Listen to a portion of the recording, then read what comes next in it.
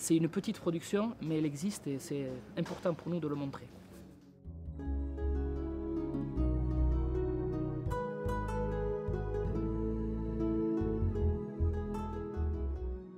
Trois jeunes femmes d'Itsasu avaient envie de relancer la production de cerises qui était un peu tombée dans l'oubli.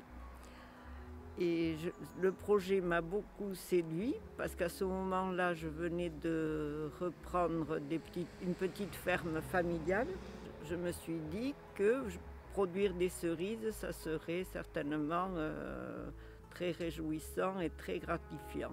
Mais je n'avais pas évalué tout le travail que ça entraînerait. Il y a trois variétés principales.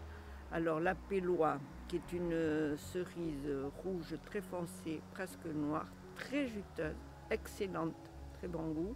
Ensuite, il y a la cerise Chapata, qui est une cerise rouge clair, un peu marbrée, très différente de goût, avec laquelle aussi on fait une excellente confiture. Et puis il y a la perle des cerises, qui est la cerise noire, assez petite, qui a un gros noyau, donne un rendement médiocre. Quelques producteurs font du sirop et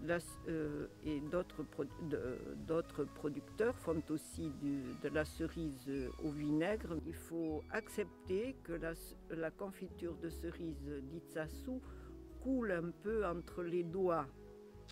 On se lèche les doigts et c'est excellent avec du fromage blanc ou du fromage de brebis.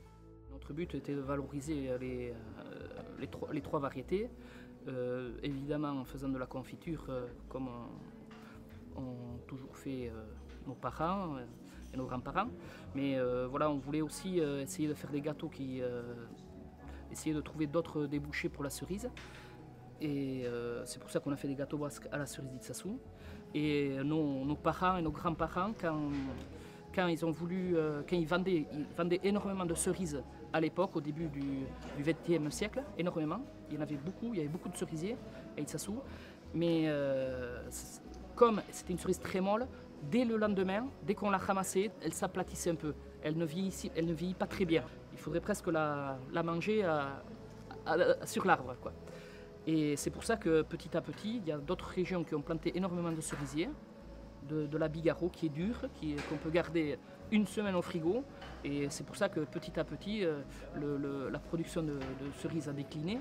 Depuis une vingtaine d'années, un groupe de jeunes producteurs a repris, a relancé et a planté beaucoup de jeunes arbres pour redonner des couleurs à la cerise d'Itsasu qui le mérite.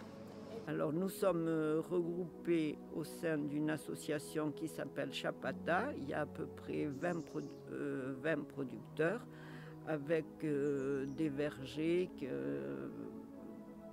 très différents qui vont de 20 cerisiers, de 100 et moi comme je suis un peu folle j'en ai 600. Je crois que comme beaucoup de jeunes d'Itsasu, je suis très attaché à mon pays, au Pays Basque et au village. Et je pense que c'est quelque chose pour nous assez naturel de faire ça, de continuer c'est quelque chose qui ne nous appartient pas, c'est quelque chose qui existe depuis des centaines d'années. Des gens ont lutté pour que la cerise perdure et que cette production continue. On entend souvent, oui, mais à Itsasu, il n'y a pas de cerises, il n'y a plus de cerisiers, où sont les cerisiers, tout ça. Et chaque fois, je perds 10 minutes à expliquer, mais j'y tiens.